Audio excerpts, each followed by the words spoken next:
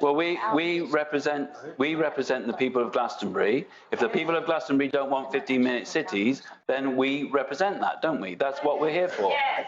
Right. So good. Well, if we don't, you know what to do next time there's an election, don't you? So, Sandy, would you like to speak now? I got it. Thank you, and thank you.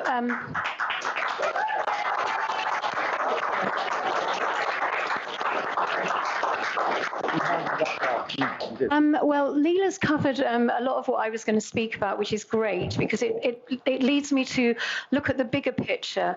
And yes, it's great that I couldn't find anything in Mendip District Council about 15-minute cities, but it's important that we know about them, and it's important that we know about low, the low emission zones that they want to implement in smaller towns. So what I'm just saying is basically, this ideology isn't a grassroots, the whole 15-minute city ideology is not a grassroots initiative. It's actually a global initiative.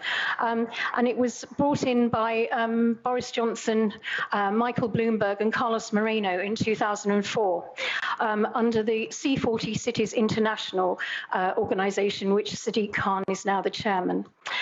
Contrary to propaganda, it's not a grassroots initiative, yeah, I've said that, but a top-down global plan under UN Agenda 2030 to really roll out the 17 sustainable goals under net zero.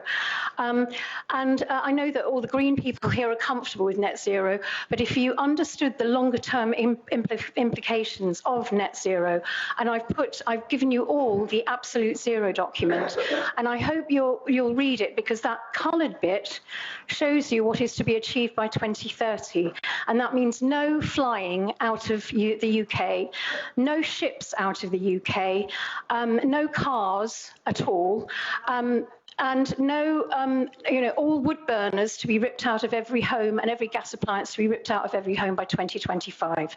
Now, that is a government document, UK fires, absolute zero, and this is where we're heading for with net zero. We will literally be imprisoned on our own island. And this is what this top-down global control is all about. You think it's a green agenda to actually save the planet. It is not. It was implemented at the Earth Summit in 1992 by a bunch of oil billionaires, crooks. And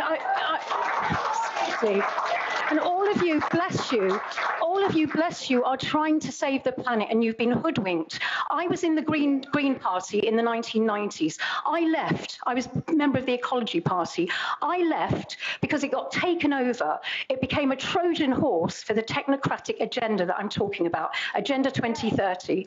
And I tell you what, they planned this from the 1970s. It's a long-term agenda, and I would love to be able to give all of you a presentation. I've been on this for 15 years, and I've been giving talks all over the world about this via YouTube everywhere because I'm passionate about it. I've impoverished myself doing this. So I just want you to just hear me out. We're living now in what's known as what's coming is what's known as a zero trust world. So whether you know it or not, the digital ID is coming. Now, this is a big thing for everyone to understand. Digital ID is really the way the government will actually have all your data in one place. And they're bringing this in by December this year. This is really serious. And then they want the CBDCs after that, the central banking digital currencies. Now, this has got nothing to do with being green. It's big business. It's massive business, because underpinning this whole agenda are capitalist stakeholders. Now, this is what's worrying, is that this whole green agenda is based on top-down control of us, we the people.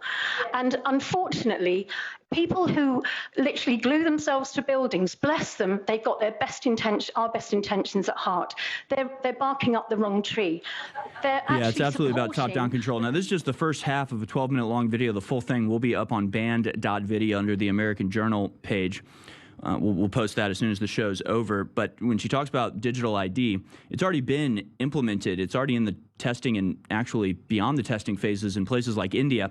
Economictimes.indiatimes.com, 15 financial transactions transactions that cannot be done by an individual with an inoperative PAN, which is their personal account number, which is the digital ID.